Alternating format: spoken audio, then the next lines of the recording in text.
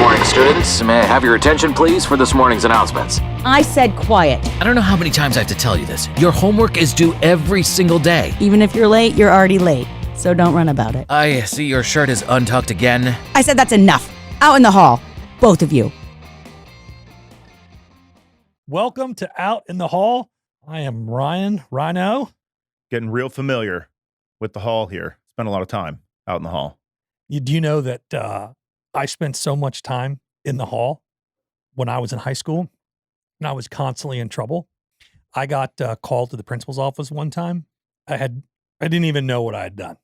This is high school. Yeah. Okay. And I go in, I'm like, okay, so good to see you again.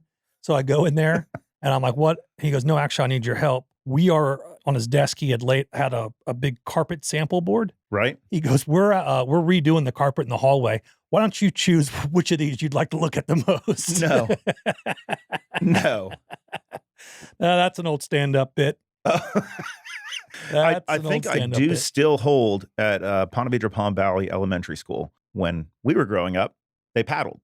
Oh. Right? Mm-hmm. I got paddled in a public school? Yeah. I got paddled in private school. And I got paddled in middle school, too. A public middle school. Really? Yeah. Well, they would let you choose. You could choose between, like, taking a certain number of days suspension or taking 2 swats for each day that you would choose.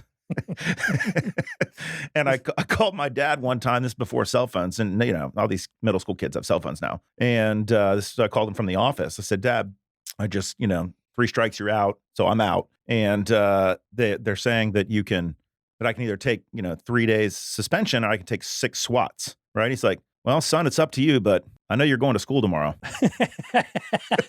with a sore ass. Oh man. No, so that was good. But I think I still do hold the record for being paddled the most times in kindergarten. Really? Yeah. At Ponte Vedra Palm Valley Elementary School. 9 separate occasions. Now tell me if this is true for you. Yeah. Because it's definitely true for me. Maybe it was 8. When I was younger, elementary school, middle school, if I got in trouble at school, I also got in trouble at home. It's the double hit. Right. Yeah, yeah. Today, it's like, they've already been punished. You've learned your lesson. Yeah, right. I'm just surprised that, like, after like the 3rd or 4th time that I would get paddled, they're like, maybe we should try a different route. If they would just sat down and like you have to read for an hour, I would have cut that out for the rest of that would have been a way worse punishment than taking some temporary swats. Did you ever have to write sentences? Oh yeah, that is brutal.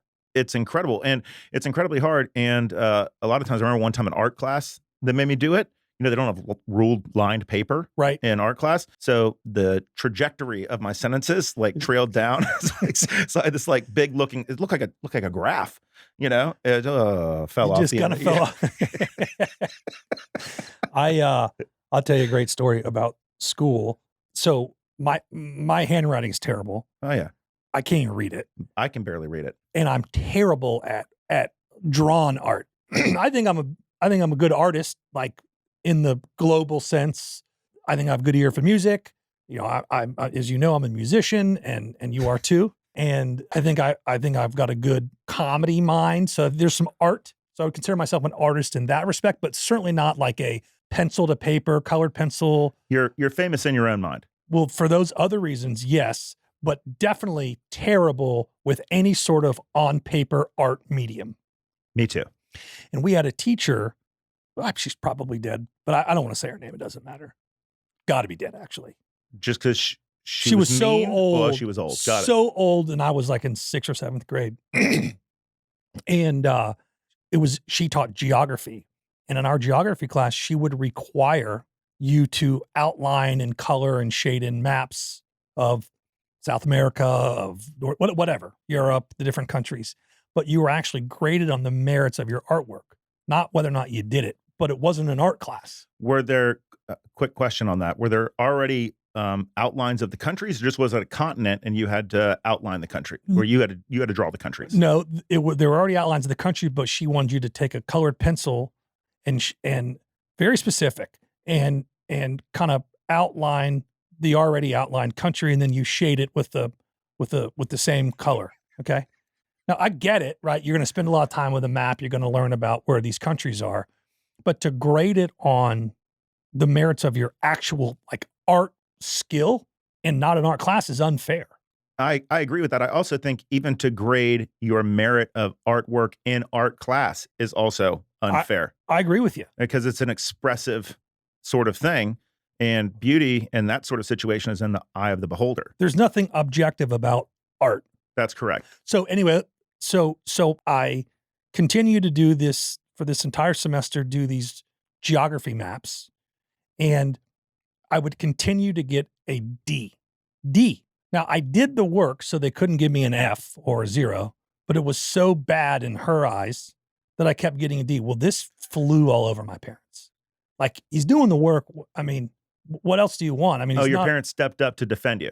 Oh, Old Dale. my dad hired a girl down the street who was like a brilliant artist, paid her like $5 to do these maps for me. So all of a sudden, I go from literally kindergarten grade work to, Savannah College of Art and Design style work. Beautiful maps. Oh, RISD. Rand McNally could use these maps in his books. I don't think a lot of young people know what Rand McNally is. Well, I don't think we're talking to a lot of young people. Do you remember when you used to have to get those old big maps and you carry the map of the entire state in your car? Yeah, And that's how you got around? sure. And you would it would help you find, there was an index or directory in the back of all the cities. All of them. Give you a block number. Yeah, Bismarck, page 17, block 4. You spend a lot of time in North Dakota. Well, I actually have been in North Dakota. I'm sure. Some sort of hunting trip.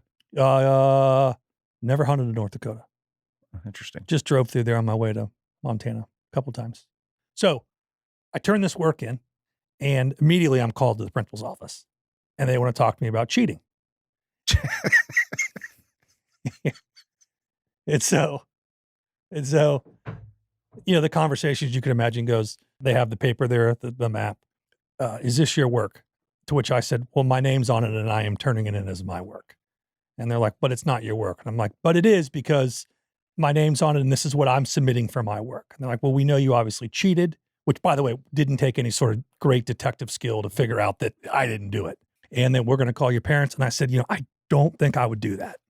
I don't think you want to do that. Nope. We've already left a message for your dad at his office. But this is back in the day when you didn't just call somebody at their office. Cell phones were kind of out, but they weren't. It was a big deal to get on the horn with someone. Oh, yeah. And you certainly didn't call, the dad at the office to bother him with something like this. Maybe left it on the tape recorded voicemail at home. Voice machine answering. Give us a call when you get home from the office today, not at the office. So now, secretary's writing the paper note, principal, so-and-so called Corley, Principal Corley. Corley. Ran into him at a Waffle House not too long ago. Anyway, I said, I don't think you want to do this. So my dad calls back and goes, I'm coming down there. All right. So that would never have happened back then. And he basically said, look, I'm tired of this. This is not fair. He's being graded on this art merit, and it's not an art class. And, in life, I'm trying to teach my children that, you don't have to be great at everything. And if you're not great at something, find someone who is. I mean, that's a life skill. So a quick aside on that. Did they have a color on ledger on the side, and that's how you identified the country? And so was it like an ID this and use this color code to do it? Or was it just a free for all? You could use whatever sort of colored pencil you wanted for every single. It was a free for all. Okay. It wasn't disorganized. Mine was. But it was basically a freaking art project in geography. Yeah, that's a little unfair. It was very unfair. What grade was this in? 6th grade. 6th grade. 6th or 7th grade. Yeah, and you're kind of fragile at that point. Well, don't like seeing D's on your report card in 6th grade. I earned plenty of them. I did. Believe me, I earned plenty of D's. Plenty of D's. Good for you. But, that story stuck with me because my mom and dad, they were sticking up for me. This is again, he's already earned plenty of D's. This is in the age of back in that period where basically most parents didn't, or even most of the time, even if you did have parents that did this, didn't ask questions. Like, you got in trouble at school and there was well, you're in trouble at home. They didn't call the teacher to find out what happened. There was no email, right? It's just all you know is you got a note sent home with you that said that Ryan, Matt, did such and such today. He has detention, right? Correct. This week. And then you got punished at home. That was it. Right. They did back then. I'm probably repeating what you just said, but back then there was no, well, I'm going to get to the bottom of this. Right. Let me talk with the other kid's mom. Right. Hey, are you having trouble with Miss Smith? Miss Smith. Yeah. What's she's been real hard on our little Johnny too. she's been tough on him. No, so they get on a group chat. That's all I do. You're right. This was back in the day. So that was a big deal, right, for a parent to stick up for a child back then. I knew I liked your parents. Oh, they're great. Yeah. So one quick aside as it relates to that kindergarten story that I was telling you earlier from getting paddled. That teacher, a lovely woman, first name Camille. I won't say her last name. She was not a super spring chicken when she was my teacher, but where I grew up, she lived basically just across the back canal from us, and she was personal friends with my parents. Right. So this is the day when, like, well, at least when I was where I was, like, teachers, my dad was a dentist, and dentists lived next door to each other. Now there's a little bit of a disconnect, right? A little more parity. Yeah, that's right. But, back in the day, the principal lived in my neighborhood. The couple teachers lived in my neighborhood. Well, it was a community, so you knew these kids outside of school. That's right. That's right. And so I can tell you this, that teacher I still text with to this day. Really? She came because she's still friends with my mother. I had her over for Thanksgiving this past year because it's just her and her daughter now in where we are. And she texts me about bourbon. She's a big bourbon drinker. You're kidding. No, she loves me. She loved me then, but I got paddled. From paddles to pappy, huh? That's right. Well, she texts, because she comes over for Thanksgiving, and I think you and I, we appreciate a good bourbon, and we have a nice selection, Sure. And so I'm trying out new things on people. And so now I'm sending her articles, and we're chatting. She's back and forth to Mississippi. She's got to be in her 80s, and she's got a boyfriend up there in Mississippi, and just a wonderful woman. I'm sorry, she does not live in where you live anymore? She goes back and forth. Oh, okay. Because she's got I think a man friend. Okay. Companion? Yeah, I don't know what they do. Well, just spend time with one another. Not going to ask. Just visit. Maybe watch Grace and Frankie. Hey, when she comes over, yeah, does she do the old people thing where she shows up like half an hour before you told her to get there? You ever notice old people do that? I think older ladies don't do that, or at least in my opinion. So, my mom's a widow, and so, like, I think my dad was maybe somebody that maybe kept her more on a clock, so to speak. But if I just left it up to my devices, like my mom and my sisters and any ladies, there's a lot of dead males in my non-immediate family. And so, no, actually, most people are late. And when I have people over for Thanksgiving or birthdays or holidays or whatever, and most of them it's get here at 3:30, so 5 o'clock rolls around, and the ladies are strolling in. Oh no, that's not my experience at all. With a big bag of something that they're overfeeding us, and then they try to force leftovers down everyone's throat.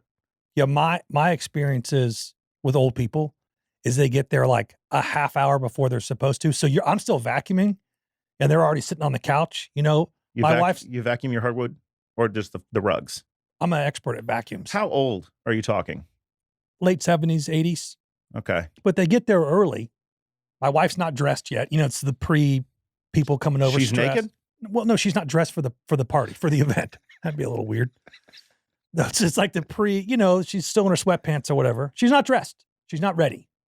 And I haven't vacuumed yet because that's the last thing I'm going to do. Now I'm like, hey, Grandpa, could you just move your walker just so I could, just so I could get the vacuum underneath there? And he's just hanging out. And of course, they're thinking like, these guys, don't they know how to keep a clean house? Why they got to do all this? They probably had a house cleaner growing up. They did. Yeah. Yeah. Do you have a cleaner? Yeah. Do you? Not currently. We have actually 2 sets. That's enough. We have a bi-weekly deal, and that's a wonderful couple. They do a great job, but they're kind of like a cursory cleaner. And then we have a keep things straight.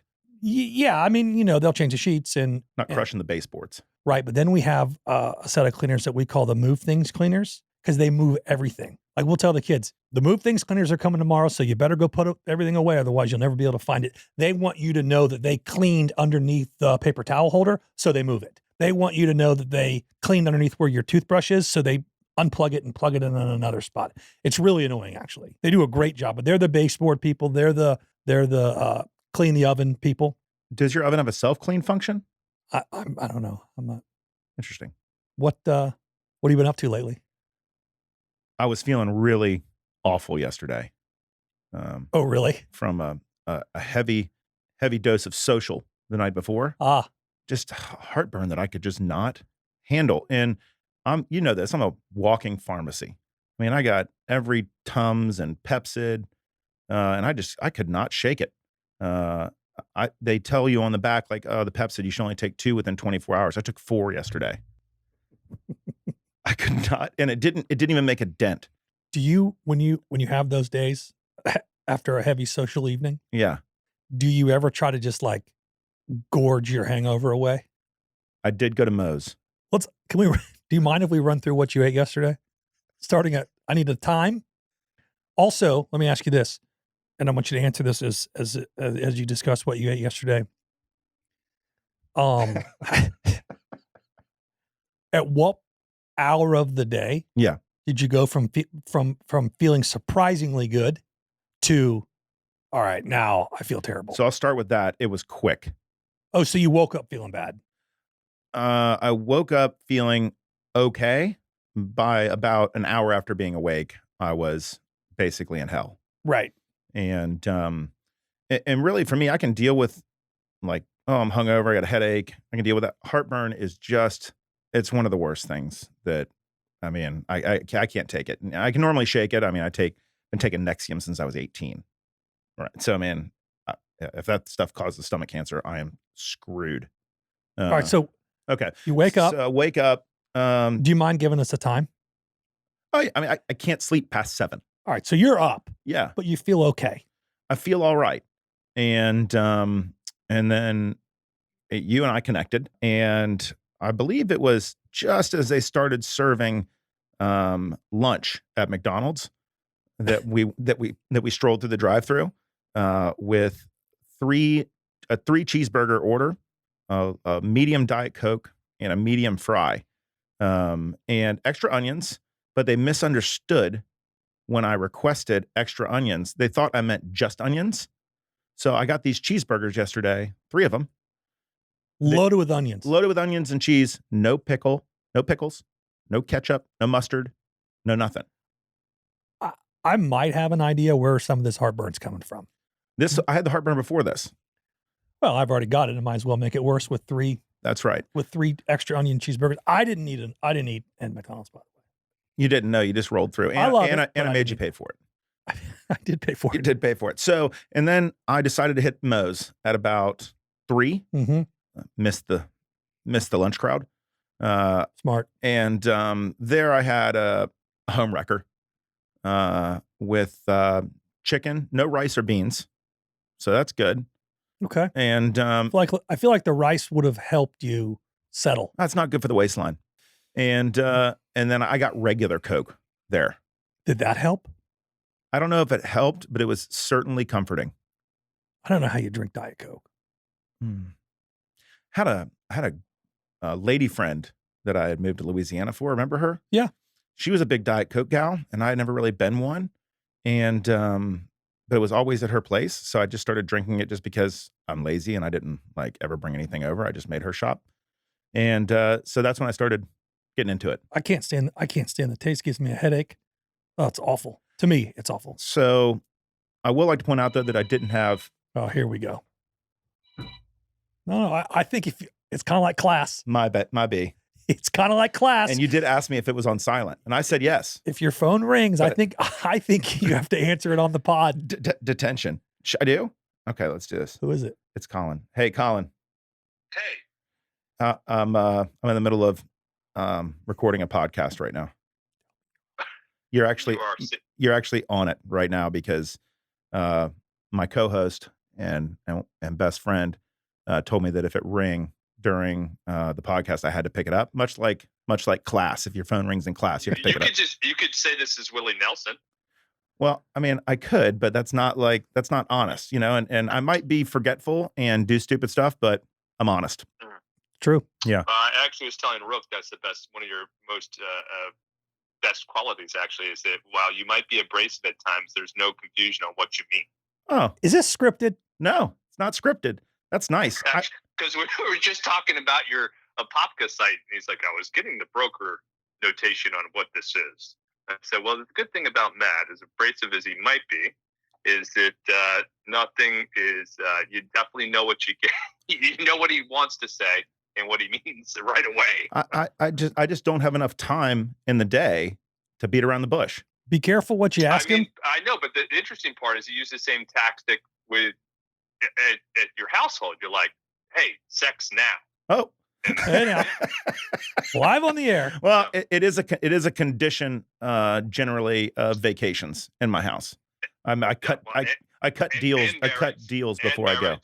And marriage. That's what I'm saying. Yeah, I cut deals. You got to cut a deal with your wife. Oh, we're gonna go to this nice place. Okay. Well, here's the deal. Okay. All right. Well, I have a great site that I want to talk to you about, but I can email you about it. It's in Claremont, and it might be I know you'll like it, but you might have already looked at it. Does it have a lot of heavy topo? So like up on a ridge? A lot of site work that goes on there. Okay. No. All right. No. And that's good. They've had a moratorium in Lake County for a while on new apartments. All right. I gotta go. I gotta go. Okay, bye. Bye. But that won't happen again. I'm gonna put my phone on silent now. What an idea. What an idea. That is a good idea. Does he know what? That he was just on our podcast? Yeah, I told him you're on. And he continued, and yet he continued to pitch you on a site. Oh, it's only so many hours in a day. I get it. You got to take care of it Multitask. because I'll probably call him back and we'll trade voicemails for another 2 days. Yeah. Yeah. And we'll probably try to connect over the weekend. And I'll get a dirty look from the family taking a work phone call Oh, yeah. on a Sunday. We actually have a hard rule at our house, which I would suggest that you guys implement. It's actually really awesome. My wife and I are not allowed to walk in the house on the phone. So if you have to finish a call, you can stay in the driveway, but you may not, or in the garage, you may not walk in the house on a call because then it changes the energy of everyone's like, everyone's got to be quiet. Dad's on the phone or mom's on the phone. So you just find other things to fight about. Yeah. There's plenty. What have you been up to lately? So I was at a funeral. Okay. This was incredible. It was at it was at one of those churches that's like not a church building, like a warehouse, where maybe like a newer forming church. It was in like air conditioned warehouse, but it wasn't like a sanctuary, I guess is my point. It was a metal building. Okay. Sanctuary. Great word. Thank you. It wasn't at like, First United Episcopal. It was at like one of those cool name, like, this isn't what it's called, but, Grace of Heaven Church, like a non-denominational church. Anyway, so they have these risers. That's essentially their stage. Right. And it was for kind of a country fella. Okay. And great guy. Well, he didn't do anything. At their funeral, his grandson, who's a big fella, young kid, but a big boy. Does he have a nickname? No. Okay. He takes the stage and says, my people love me and Jesus very much. And I want to honor my people by getting baptized here at his funeral. Now, I've never seen a baptism at a funeral. Have you? No. And is this a full immersion baptism? Yes. But they don't have a baptismal. Right. They don't have a baptismal font, if that's what you call it. Sure. So they have in this place, clearly it's portable. Those long 6-8 foot oval shaped corrugated metal cattle troughs? I know exactly All right, what's about to happen. Okay. Now, you would think you would think being the country folks that these people are, that they've deep fried a turkey before. It's more of a water displacement story. They get the big fella in there. Water is rolling off the stage. Matt, it's now going into the front row. People are picking up their feet. Ladies are picking their purse up. Now it's going into the second row. You hear kind of a, oh, you know, I would probably, of course, I'm trying not to laugh, but it's unbelievable. How many rows back are you? I'm not up front. Okay. It's not family. Didn't know him that well. No, I wanted to be, you know, it was a family friend. I bet, eventually it seeps into the carpet around row 6. Oh, it was carpet.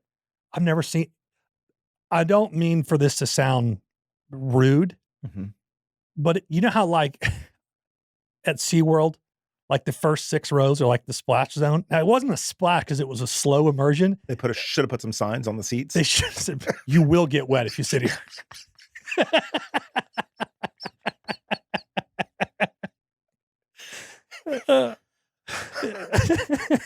Well, at the end of the day, did he get baptized? Oh, they got him all the way down. And it sounds like there was some osmosis baptism as well. Some other people got that holy water. They did. Okay, so there was a lot of covering of the sins. spirit. Yeah, Yes. absolutely. Everything was washed away. Washed away. Purses, programs, cell phones, Sin. coffee cups, sins, everything that was on the floor, completely washed away. Completely washed away. Probably should have laminated those programs. Definitely. Yeah. You will. Hey, you can sit there, but you will get wet if you sit Yeah, here. if you want to take this program home, remember Peepaw. You just set it on your seat. That's right. Put it in your coat jacket. What do you got for show and share? So there's a recent story out, comes out of Mexico, that really surprised me. And this might just be my own sort of ideas of Mexico, because every time I've been to Mexico, it's been like Cancun or, you know, a tourist area, right? So this story's out of Mexico City. And a few things surprised me about this story. And again, this might seem so culturally insensitive, but did you know Mexico City has a subway? No. Right. Yeah. But Right. I'd be 50-50 if you said, does Mexico? Well, actually, no, I'd be 100% no, it doesn't have a subway. So Right. I just didn't know. Apparently a very nice subway. Yeah, because it shut down recently for like several hours. Okay. And this is why, because there was a lone chicken on the tracks. A chicken had gotten loose from somewhere and Now- was on the tracks. Mexico, if you said, if you said this, hey, do you think in Mexico City, there's more subways or chickens on the loose? I would say chickens on the loose. But for sure. apparently, this is what's surprising about it. Apparently, it's not that common because they didn't just run over the chicken. I would think they would just run the chicken over. And then apparently, all these Mexicans were.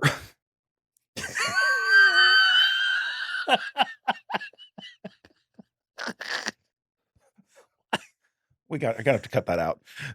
Oh my God. Were like had their jackets out and were chasing this chicken down the tracks to catch this chicken. Why didn't they just run it over? That's what I thought. I feel like if that happened in like New York or Kidding? they just run, there's no stopping. In New York, they just, if a Person hey, he was on the track. is on the track. We got it. Hey, A little messy up front hey, here. dispatch, this is train 3. We hit another need guy. to clean. We're gonna need to clean up on track 7. I mean, so they shut down the whole system to get this chicken off the tracks, and these Mexicans are chasing around this chicken with their jackets, trying to like corral it with this jacket. And then there's this picture of this Mexican holding this chicken with like a headlamp on, like he'd been like spelunking. Hey, he's the win. I mean, what do you The think? winner! What do you think happened to that chicken? Well, So apparently, this is my surprise to the whole thing, is that there's not a lot of chickens running on Mexico City. Apparently, certainly not in the subway system. I mean, certainly not in the subway system. Not enough that they have protocol. There's no protocol. plan. There's no plan for this. Right. It surprised me. That's all. I think that's great. What's your show and share? Okay, this story is a couple weeks old, Okay. but I found an article about it that just that just killed me. So, are you aware of this pasta situation? Where all this pasta got dumped in the woods in New Jersey? I read the headline, but didn't actually read the story. Okay. So apparently, and I'm not going to read the whole story, but let's see. Near the river basin in Old Bridge, New Jersey, hundreds of pounds of cooked pasta were dumped in the area. Their origins remain a mystery, and I do think it's actually been solved. But what I thought was so funny is all these people, like Reddit people and online people, came up with all these like funny names for what it was called, and they're all puns, and I think puns are hilarious. Okay. So some people referred to this as Mission Impossible. Okay. One guy says, we should send the perpetrators into the state penitentiary. I don't know. I found it hilarious. Oh, sorry. Reading more. It looks like the Old Bridge mayor has reported that they found out who did it. The lead suspect is a guy named Al Dente.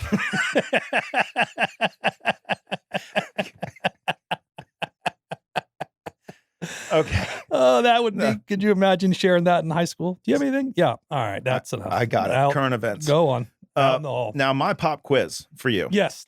Let's go to it. It does relate back to my show and share. Okay.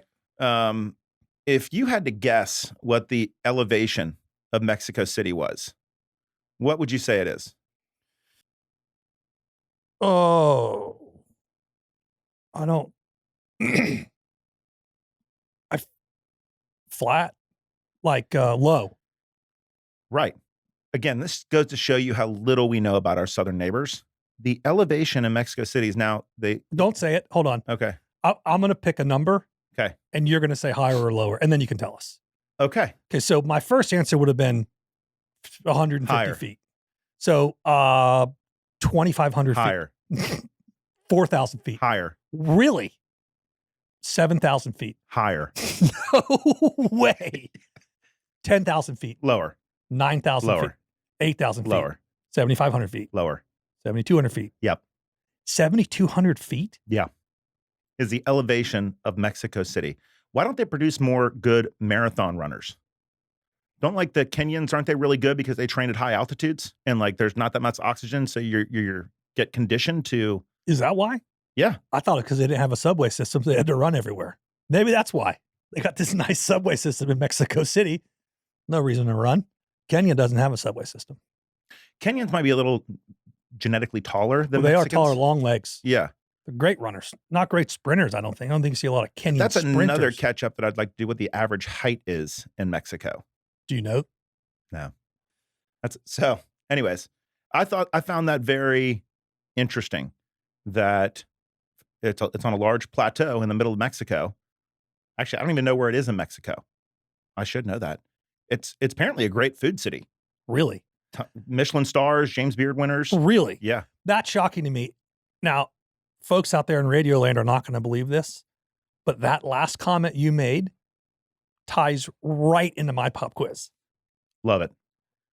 What's the best meal you've ever eaten and where was it? And by the way, I want to be clear, it's a restaurant we're looking for, not necessarily like, well, my Aunt Jean made a great tuna casserole, like restaurant meal. So this is actually recent in my mind for this reason, because it did just get awarded its first Michelin star. It's in Tampa. Okay. Believe it or not. So I guess Michelin went to Tampa and gave out, I think, 3 stars.